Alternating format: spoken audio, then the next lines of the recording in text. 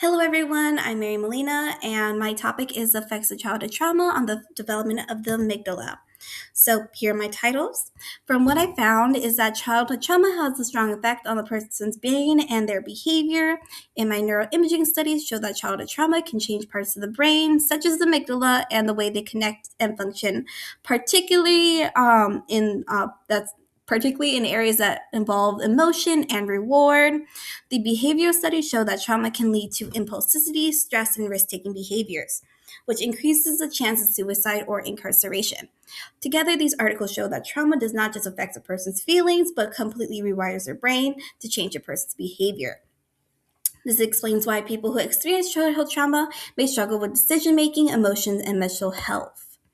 So in my article 1, they used an fMRI to conduct how early life trauma affects brain connectivity, particularly in the amygdala and related networks. They had about 30 participants, and what they found is that childhood trauma was linked to changes in the brain connectivity, particularly in the amygdala, and related to the limbic system networks. This applies to our course by learning about the amygdala and the brain network, showing how trauma can change emotional processing and brain communication patterns.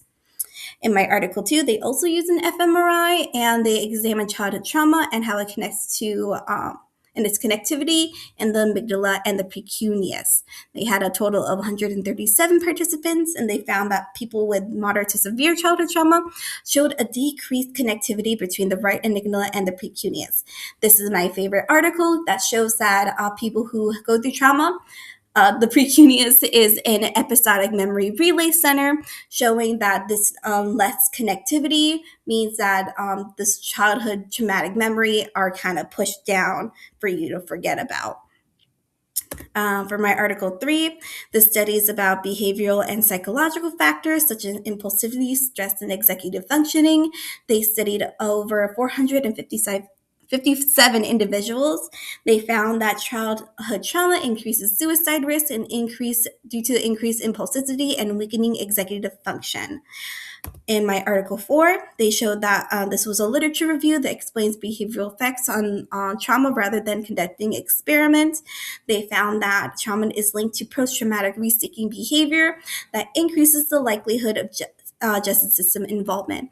This relates to the course about how childhood trauma influences risk-seeking behavior and decision-making in adolescence due to an underdeveloped prefrontal cortex. Here's a picture of the brain of the prefrontal cortex and the amygdala. This relates to my articles on the amygdala showing the development and the behaviors that might result to an underdeveloped prefrontal cortex. These are my results. Thank you so much for listening.